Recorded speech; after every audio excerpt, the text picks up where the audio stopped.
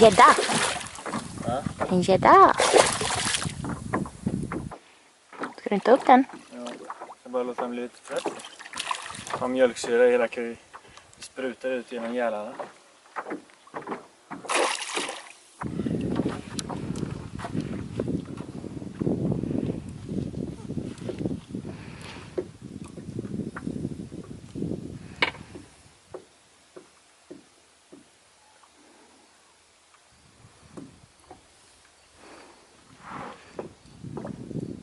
Jag filmar. Ja. Nummer 1 för idag. Vad gör du med den nu då? Ja. Vad gör du med den nu?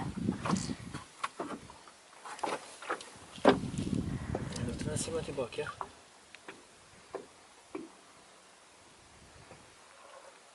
Heja gäddan. Hui, hejdå.